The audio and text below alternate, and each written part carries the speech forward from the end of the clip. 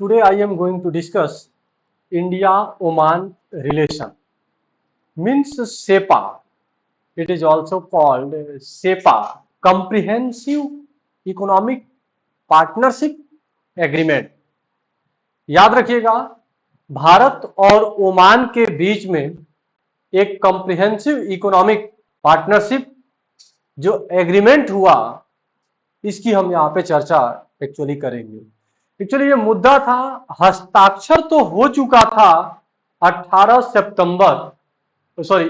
दिसंबर 2025 को मस्कट में इसको हस्ताक्षर किया जाता है, लेकिन इसको जो इम्प्लीमेंट किया गया, इसको इम्प्लीमेंट करने की बात किया गया 1 जून से इसको लागू करने की यहाँ पर बात, यहाँ पर इसे देखने को यहाँ पर मिलता है। तो जो हमारा चर्चा का विषय है, वो चर्चा का विषय में याद रखिएगा सेपा की हम यहाँ पे आपसे बात करेंगे, comprehensive economic partner zone, comprehensive economic partnership agreement जिसे कहा जाएगा।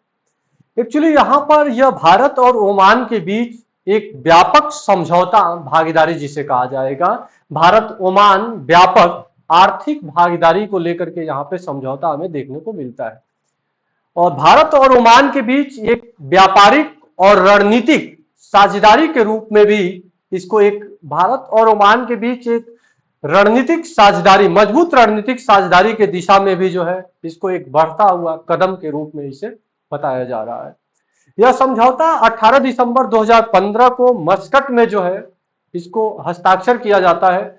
दोनों पक्षों ने यहाँ पर आंतरिक प्रतिक्रियाओं को पूरी तरीके से यहाँ पर व्यक्त किया और इसे बाद में इसे कहा गया कि 1 जून 2026 से इसे प्रभावी बनाया जाएगा। इसको लेकर के चर्चा था। याद रखिएगा, यह एक केवल व्यापार के समझौता तक ही नहीं सीमित किया गया है। आपको पता है कि भारत खाड़ी देशों से ऊर्जा का ज्यादातर क्या करता है, वहां से आयात करता है। ऊर्जा सुरक्षा को लेकर के, निर्यात को लेकर के हम कह सकते हैं, समुद्री संपर्क, और अगर हम ओमान के साथ बेहतर रिलेशन को बनाएंगे तो भारत अफ्रीका के देशों के साथ भी क्या करेगा, वो एक बेहतर संबंध यहाँ पर बनाएगा।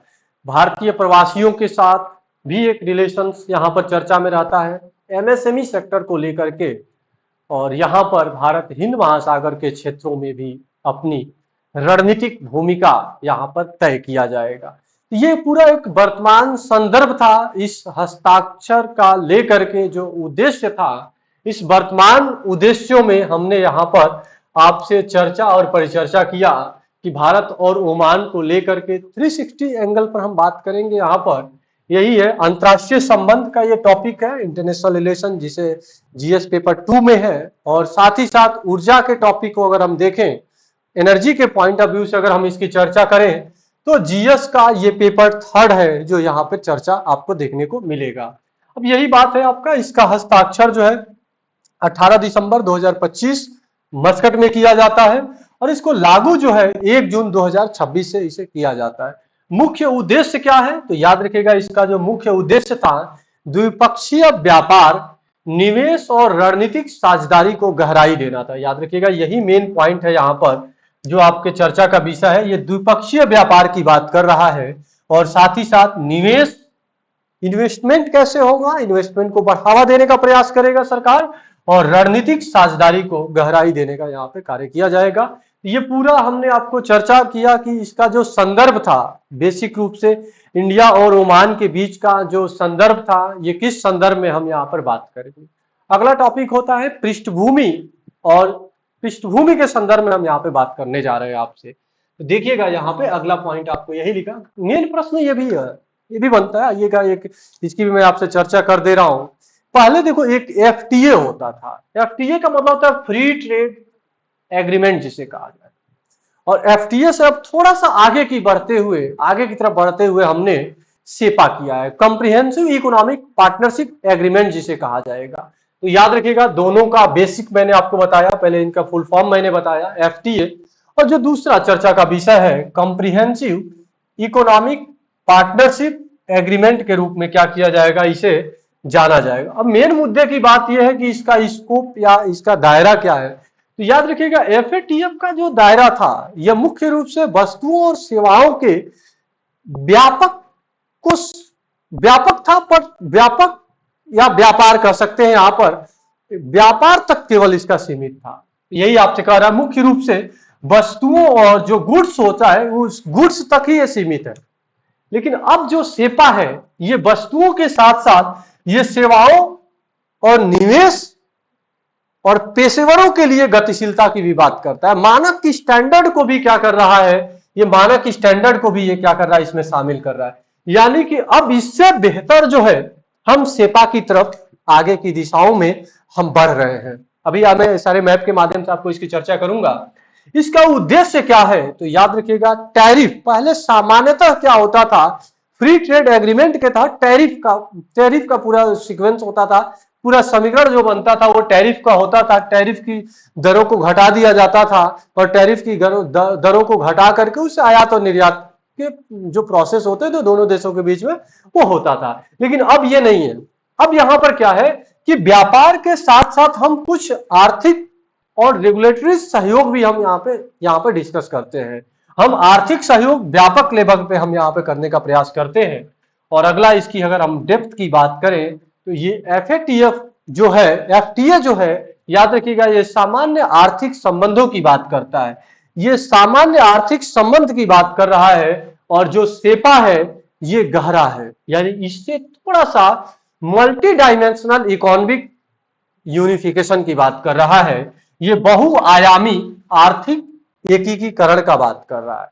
ये पूरा FTA और सेपा दोनों के बीच अंतर क्या है इसकी भी मैंने आपसे चर्चा किया है। क्योंकि याद रखिएगा भारत ओमान के साथ FTA साइन नहीं किया है, भारत ओमान के साथ सेपा साइन किया है, कंप्रिहेंसिव इकोनॉमिक पार्टनरशिप एग्रीमेंट जिसे कहा जाता है। अब ये साइन हुआ है तो इसका उद्देश्य क्या है इसको आप याद रखिएगा, इसका स्कोप, इसका उद्देश्य और साथ ही साथ इसकी डेप्थ की मैंने आपसे यहाँ पे बात किया है। अब मेन मुद्दे की बात ये होती है जो हमें चर्चा का विषय है।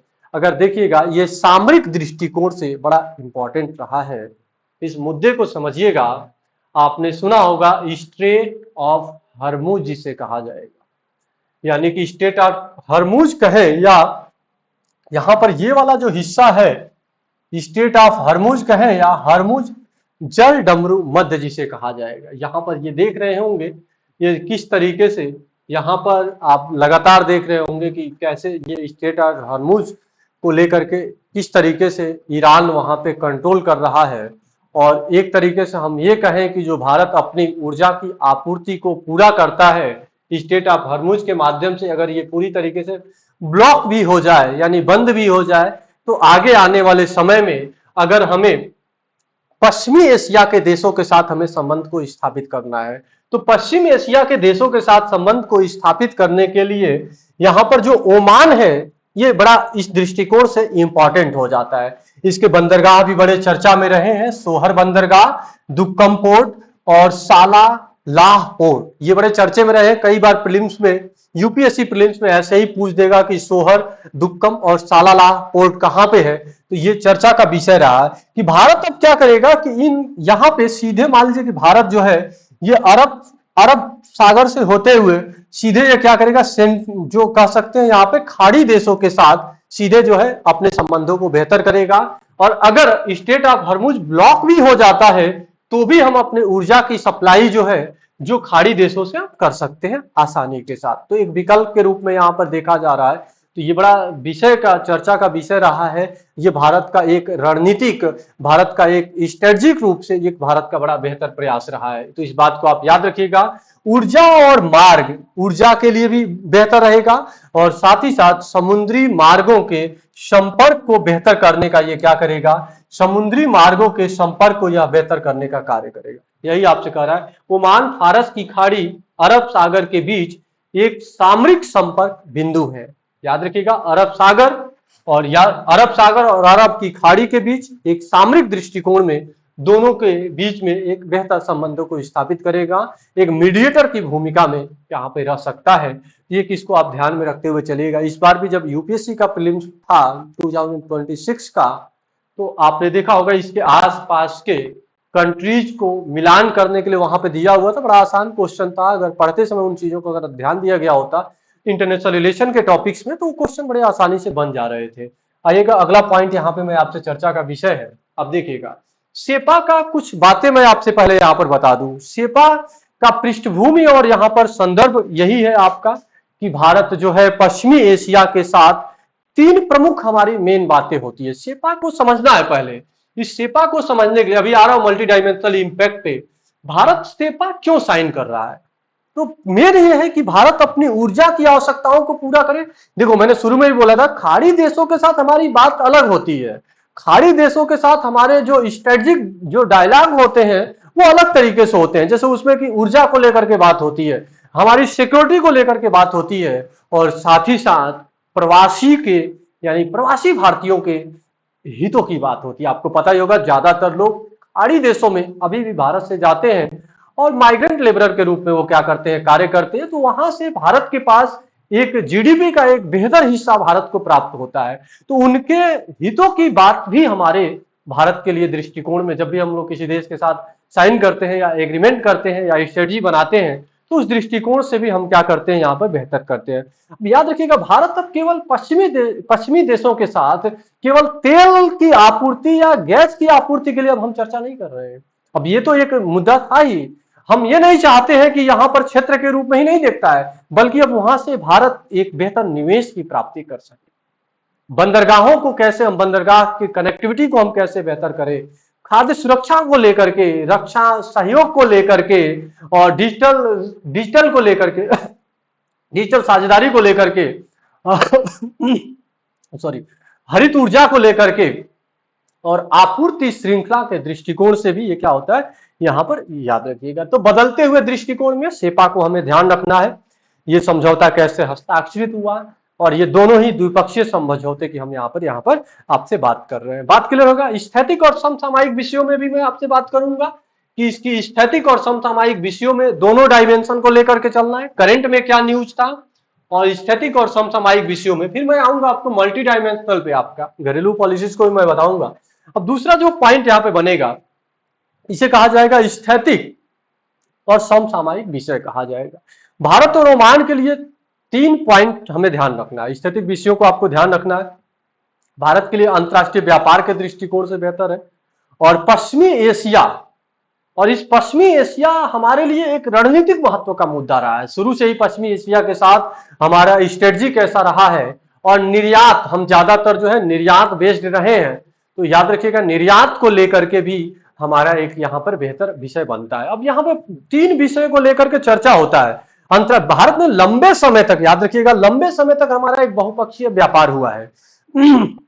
लेकिन ये व्यापार हमने WTO के तहत हमने किया है, जो भी व्यापार हमने किया है, और एक शर्तों के तहत हमने यहाँ पर व्यापार को यहाँ पर देखने को मिलता है।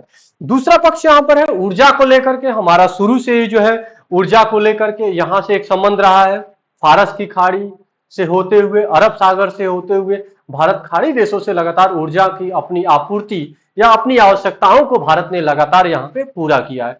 तीसरा है निर्यात आधारित विकास करना है। भारत अपने औषधियों को लेकर के, कृषि प्रसंस्करण को लेकर के, वस्त्र को लेकर के, रक्षा आभूषण को लेकर के, इंजीनियरिंग सामानों को लेकर के, तमाम सारी सर्विसेज को लेकर के भारत जो है वैश्विक बाजार को भारत अपना क्या करना चाहता है, यहाँ पर बढ़ाना चाहता है। तो भारत का जो है ये स्थैतिक और जो है यहाँ पर डायनेमिक, दोनों पार्ट, दोनों पर्सपेक्टिव से इंपॉर्टेंट है।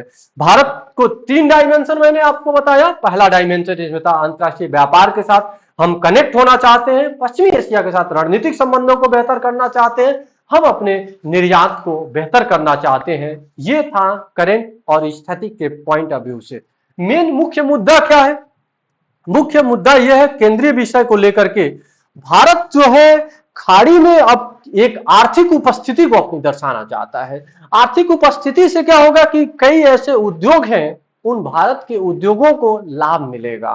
तो आर्थिक दृष्टिकोण से भी याद रखिएगा, ओमान के बाजार तक भारत की वस्तुओं की एक बेहतर जो है पहुंच जो है यहाँ पर दिलाई जाए। व्यापक समझौते का वास्तविक लाभ तभी हो पाएगा जब घरेलू उद्योगों के लिए हम गुणवत्ता बेहतर करेंगे। ऑब्वियस सी बात है, हमारे छोटे उद्योग जो MSME उद्योग हैं, ये कहीं ना कहीं MSME उद्योग भी वैश्विक प्रतिस्पर्धा में क्या होंगे, उभर करके सामने आएंगे। पैकेजिंग करेंगे हम, वहां पे प्रमाणन करेंगे, और एक प्रतिस्पर्धा के रूप में हम आगे की तरफ लेकर के बढ़ने का प्रयास करेंगे। तो इसको लेकर के भारत और ओमान के बीच एक चर्चा का विषय रहा है। अब अगला पॉइंट यहाँ पे बनता है, इस बात को समझिएगा कि मल्टी डायमेंशनल यहाँ पर 360 एंगल से अगर हम बात करें, सेपा जिसे कहा जाएगा, सेपा का मतलब होता है कॉम्प्रिहेंसिव इकोनॉमिक पार्टनरशिप एग्रीमेंट जिसे कहा जाएगा। इस बात को आप याद रखिएगा। यहाँ पर पहला है व्यापार विविधीकरण को लेकर के, जैसे वस्त्र हो गया, चमड़ा हो गया, फार्मा हो गया, कृषि हो गया, या रत्न आभूषण या शून्य रियायती शुल्क पर हम किस तरीके से पहुंच को हम बेहतर कर सकते हैं, यही चीज अब व्यापार विविधीकरण कहा जाता है। यानी कि हम व्यापार, वस्त्र को व्यापार, चमड़ा के व्यापार, कृषि, रत्न आभूषण, इन सब तक हम कैसे पहुंच को हम बेहतर कर सकते हैं। अगला कर रहा है एमएसएमई और रोजगार को लेकर के। एमएसएमई का मतलब होता है माइक्रो स्मॉल मीडियम एंटरप्राइजेस जिसे कहा जाएगा, सूक्ष्म लघु और मध्यम उद्योग जिसे कहा जाता है। छोटे उद्योगों के लिए जो हमारे एमएसएमई है, इस एमएसएमई उद्योगों के लिए भी तो एक बाजार मिले, और ये बाजार ही नहीं है, ये गुणवत्ता पूर्वक मानक, यानी गुणवत्ता के मानक को भी ये क्या कर रहे हो, गुणवत्ता के मानक को भी ये क्या कर रहे हो, पूरे कर रहे हो। इसे आप याद रखिएगा। अगला है सेवाएं और पेशेवर के लिए, जैसे आईटी सेक्टर्स के लिए। आईटी सेक्टर्स के लिए एक बेहतर जॉब अपॉर्चुनिटी हो सकता है खाड़ी देश, यानी कि स्वास्थ्य की सुविधाओं के लिए, याद रखिएगा, शिक्षा के लिए, और ये प्रोफेशनल्स जो लोग होते हैं जो कार्य करना चाहते हैं, और उनके लिए एक नए अवसर के रूप में ये ओमान के साथ हम देख सकते हैं यहाँ पे संबंधों को। अगला मैंने आपको बताया कि ऊर्जा की आपूर्ति भारत जो है खाड़ी देशों से पूरा करता था, तो अप्रत्यक्ष मजबूती के साथ ऊर्जा की आपूर्ति के लिए, जो यहाँ पे एनर्जी का जो सप्लाई है, इस ऊर्जा की आपूर्ति के लिए एक रणनीतिक विश्वास यहाँ पर देखने को हमें मिल सकता है। अगला कह रहा है समुद्री बंदरगाह रणनीति की बात करें कि पश्चिमी एशिया और पूर्वी अफ्रीका तक पहुंच के लिए, याद रखिएगा, अगर भारत को अफ्रीका तक पहुंच बनाना है और पश्चिमी एशिया के देशों के साथ संबंधों को बेहतर करना है, तो भारत को ओमान के साथ अपने संबंधों को बेहतर करना पड़ेगा। ओमान एक गेटवे के रूप में होगा। सबसे बेहतर कि हम यही बोले कि ओमान एक गेटवे के रूप में होगा, जो कि पश्चिमी एशिया और अफ्रीका का जो पूर्वी तट है, खासतौर से मेडागास्कर के आसपास का जो एरिया है, वहां पे हम बेहतर स्थिति को यहाँ पे डेवलप कर सकते हैं। पश्चिमी एशिया की नीति क्या है यहाँ पर, मल्टी एग्रीमेंट जिसे कहा जाएगा। यह मल्टी एग्रीमेंट हम पश्चिमी एशिया की नीति के साथ लेंगे, अलग अलग देशों के साथ अलग अलग नीतियां हम यहाँ पे अपनाएंगे। इस बात को आप ध्यान रखिएगा। मल्टी डायमेंशनल अप्रोच, घरेलू नीतियों के साथ हमें क्या करना है, पॉलिसीज को किस तरीके से लिंकेज करना है। तो याद रखिएगा, हमने आपको चलाया ही था, मेकिंग इंडिया कार्यक्रम चलाया है। हम मेकिंग इंडिया कार्यक्रम, हम अपनी वस्तुओं को मेकिंग इंडिया कह सकते हैं या आत्मनिर्भर भारत। सरकार ने भी तो यही बोला, आत्मनिर्भर भारत। हम कितना सेल्फ रिलायंस इकोनॉमी बनने की कोशिश करेंगे, स्वतः स्फूर्त जिसे कहा जाएगा।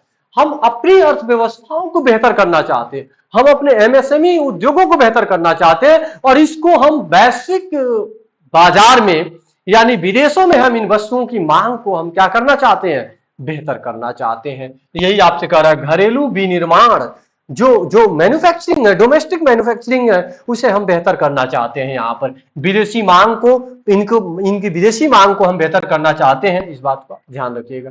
अगला है फॉरेन ट्रेड पॉलिसी जिसे कहा जाएगा, जिसे एफटीएफ कहा जाएगा।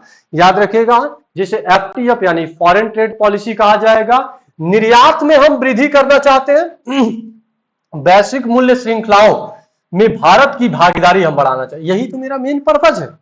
हम जो आयातक अर्थव्यवस्था नहीं बनना चाहते हैं, हम अब इन देशों के साथ हम आने वाले समय में एक निर्यातक अर्थव्यवस्था के रूप में नहीं उभर करके सामने आए। भारत अब निर्यातक अर्थव्यवस्था के रूप में उभर करके भारत आए, और हम अपने उद्योगों की पहुंच को हम क्या कर सके, बेहतर कर सके, या हम अपनी हम यहाँ पे कह सकते हैं विदेशों में अपनी विनिर्माण या विनिर्मित वस्तुओं की मांग को हम क्या कर सके, बेहतर कर सके।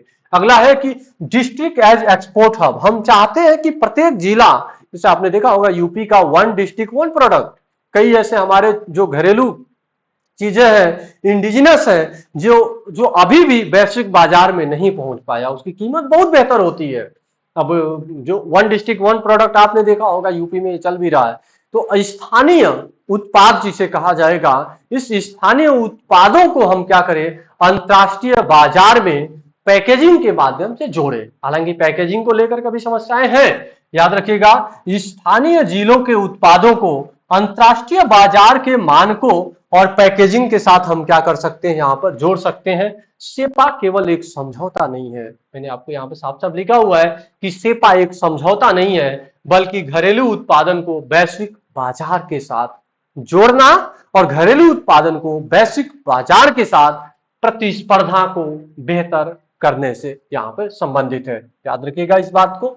अगला कह रहा है आपसे यूपी टीसीएस के दृष्टिकोण से या आरएएस के दृष्टिकोण से अगर हम बात करें, या आरपीएससी कर ले, यहाँ पे सेम होता है, मैंने आपको शुरू में ही बोला है। आरपीएससी के दृष्टिकोण से वन डिस्ट्रिक्ट वन पॉलिसी से खाड़ी बाजार तक के सफर की हम बात कर रहे हैं यहाँ पे। तो याद रखिएगा, ये आपका उत्तर प्रदेश का स्थानीय बाजार हो या राजस्थान का स्थानीय कारीगर हो, कहीं का भी हो, या बिहार के स्थानीय कारीगर हो या एमपी के स्थानीय कारीगर हो, ये इनके स्थानीय कारीगर जिसे एमएसएमई कहा जाएगा, लोकल आर्टिशियन जिसे कहा जाएगा, इनको क्या किया जाए, वन डिस्ट्रिक्ट वन प्रोडक्ट के साथ इनको जोड़ा जाए। जैसे कालीन उत्पादन हो गया, पीतल हो गया, चमड़ा हो गया, कृषि हो गया या कांच हो गया।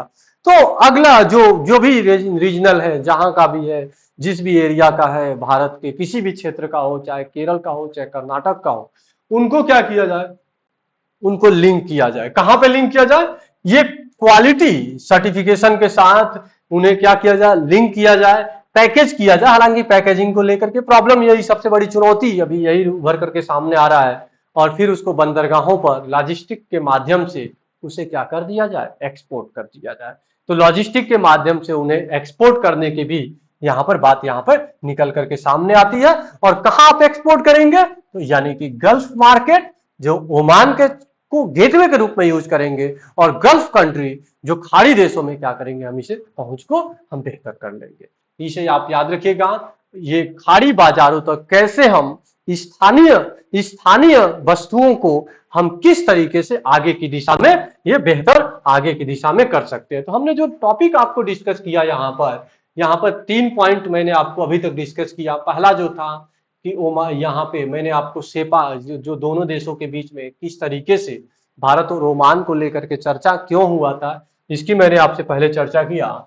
दूसरा जो था, आपको सेपा की मैंने चर्चा किया था, और सेपा के बाद याद रखिएगा ओमान का महत्व क्या है, इसकी भी मैंने आपसे यहाँ पे चर्चा कर दिया था। और दूसरा जो अगला पॉइंट था, मल्टी डायमेंशनल अप्रोच की भी मैंने चर्चा कर दिया, और यहाँ पे किस तरीके से पॉलिसी को लिंकेज किया गया, और यहाँ पे था वन डिस्ट्रिक्ट वन प्रोडक्ट की यहाँ पे बात यहाँ किया जाता है। अब आते हैं अगले मुद्दे की बात यहाँ पे, कि क्रिटिकल एनालिसिस की हम बात करेंगे। यहाँ पर देखो अंतर विरोध भी है, और अंतर विरोध के साथ साथ ये क्या है, यहाँ पर याद रखिएगा, अंतर विरोध के साथ साथ ये क्या है, अंतर विरोध के साथ साथ क्या है, यहाँ पे याद रखिएगा, अंतर विरोध के साथ साथ ये चुनौतियां भी हैं।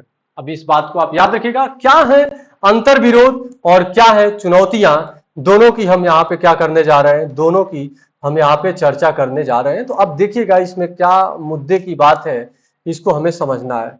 याद रखिएगा यहाँ पे 2 बातें हैं।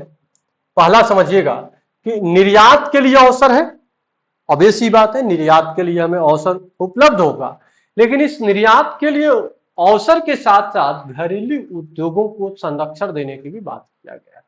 यही दोनों के बीच यहाँ पे है, ये प्रॉब्लम है। ये एक्सपोर्ट के लिए तो अपॉर्चुनिटी है, लेकिन साथ ही साथ घरेलू उद्योगों के संरक्षण की भी बात यहाँ पर करना पड़ेगा। ऐसा नहीं है कि हमारे घरेलू उद्योग को भी हमें क्या करना पड़ेगा, यहाँ पर बचा करके यहाँ पर हमें क्या करना पड़ेगा, इसे चलना पड़ेगा। इसे आप याद रखिएगा, इसके सामने चुनौतियों के रूप में हमें क्या करना पड़ेगा, इसे हमें देखना पड़ेगा। निर्यात घरेलू उद्योगों को संरक्षण को लेकर के और निर्यात संबंधी उद्योगों को लेकर के यहाँ पे बड़े निर्यात, बड़े कह सकते हैं बड़े बिग एक्सपोर्टर्स के रूप में, और साथ ही साथ हमारे एमएसएमई के लिए। तो एमएसएमई के लिए मेन समस्या क्या है, एमएसएमई के सामने हमारे सामने चुनौतियां हैं।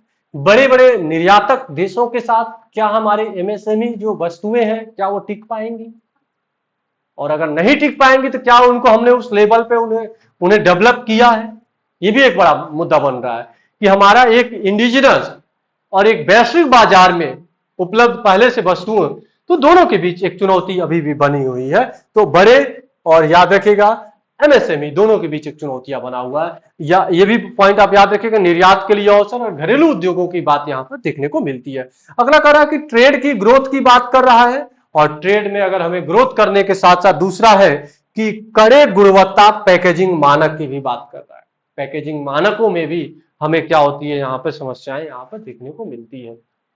व्यापार में अगर हमें वृद्धि करना है तो हमें बेहतर तरीके से क्या करना है कि गुणवत्ता पूर्वक मानक होने चाहिए, और इस गुणवत्ता पूर्वक मानक के साथ पैकेजिंग करना चाहिए। और क्या हम छोटे उद्योगों को उतनी बेहतर पैकेजिंग कर पाएंगे? सबसे बड़ी तो बात यही है, क्या आप उन पूरे नियमों को आप फॉलो कर पाएंगे? ये भी एक देखने को मिलेगा। और रणनीतिक लाभ, और साथ ही साथ इस रणनीतिक लाभ को क्षेत्रीय अस्थिरता, यही तो सबसे बड़ी प्रॉब्लम है। हमारे छोटे उद्योगों की स्थिरता नहीं है। वो क्या होते हैं, ये ढुलमुल होते हैं। इसे भी हमें क्या करना है, हमें याद रखना है। क्लियर रहेगा? अगला जो पॉइंट है बाजार को लेकर के भी है, बाजार तक क्या उनकी पहुंच हो पाती है या नहीं हो पाती है, या अगर बाजार तक पहुंच हो भी रही है तो क्या उनका वास्तविक उपयोग किया जा रहा है। तो ये अंतर्विरोध और चुनौतियां भी हमारे सामने निकल करके आएगा। इस बात को हमें ध्यान में रखते हुए चलना है। अगला कह रहा है आगे की राह, जिसे कहा जाएगा वे फॉरवर्ड, जिसे कहा जाएगा वे फॉरवर्ड मतलब आगे की राह, हमें आगे क्या करना है। तो याद रखिएगा सेपा को क्रियान्वयन करने के लिए, जो सेपा को आगे की दिशा में बढ़ाने के लिए हमें क्या करना चाहिए, तो इस बात को आप हमेशा से याद रखिएगा। कह रहा है कि यहाँ पर सेक्टर स्पेसिफिक एक्शन प्लान जिसे कहा जाएगा, एक स्पेसिफिक प्लान होना चाहिए। उस स्पेसिफिक प्लान के तहत ये क्या करेगा, आगे बढ़ेगा।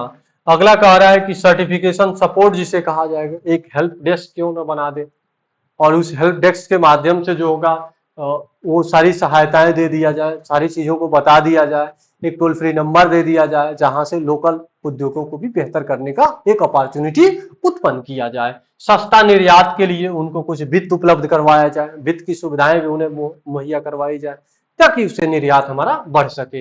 राज्यों की भागीदारी, और जो भारत के जो 28 राज्य जो यूटीज है उनको, उनकी भी सभी राज्यों की और यूटीज की भी भागीदारी को क्या किया जाए, यहाँ पर गल्फ के मार्केट के साथ उन्हें लिंक किया जाए। ये भी एक पॉइंट बनता है, गल्फ के मार्केट के साथ उन्हें लिंक किया जाए। पोर्ट की कनेक्टिविटी को बेहतर किया जाए, ये आगे की राह है। पोर्ट की कनेक्टिविटी हम क्या कर सकते हैं, पोर्ट को बेहतर कर सकते हैं। पोर्ट बेहतर होगा तो सामानों की आवाजाही में क्या होगा, आसानी होगा। तो पोर्ट की कनेक्टिविटी, वेयर हाउसेस होना चाहिए, सामान को ऐसा ना हो कि ले जाके कंटेनर जो है लगा हुआ है और वो कंटेनर पर 10 दिन बाद खाली हो रहा है, फिर वापिस आने में उसे प्रॉब्लम हो रही है। एक प्रॉपर तरीके से वेयर हाउसेस को हमें बनाना चाहिए। तो ये याद रखिएगा, वेयर कोल्ड चेन सुधार होना चाहिए। कई बार सामान जो होता है कोल्ड स्टोरेज की वजह से क्या हो जाता है, खराब हो जाता है, तो उसके लिए भी हमें क्या करना पड़ेगा, एक बेहतर मानक उसे तय करना चाहिए, या उसके लिए हमें सरकार को प्रयास करना चाहिए। अब कह रहा है नियमित समीक्षा होनी चाहिए, और बाधाओं का हमें समय समय पर क्या करना चाहिए कि हम उसे क्या करें, मॉनिटरिंग करते रहें। और मॉनिटरिंग के साथ साथ जो उसमें जो रिफॉर्म किया जा सकता है, जो उसमें सुधार किया जा सकता है, उस सुधार के लिए भी हम क्या कर सकते हैं, यहाँ पर कर सकते हैं। ये है आपके आगे की राह, और जिसे कहा जाएगा वास्तविक चुनौतियों के रूप में क्या किया जाता है, इसे जाना जाता है। तो इस बात को भी आप याद रखिएगा। और ये क्विक रिवीजन के रूप में आप देख लीजिए, टाइमलाइन है 1 जून 2026 से इसे लागू किया गया, सिर्फ वस्तुओं और व्यापार के लिए। वस्तु और व्यापार ही नहीं था, पहले एफटीए के तहत केवल गुड्स था, लेकिन अब कहा गया कि सेवाएं और निवेश को भी इसमें शामिल कर दिया गया। यही मेन था यहाँ पे। स्ट्रेटेजिक गेटवे क्या था, ओमान भारत के लिए, गल्फ रीजन, अरबियन रीजन और इंडियन ओशियन के लिए अगर प्रवेश का रास्ता एक तय करता है।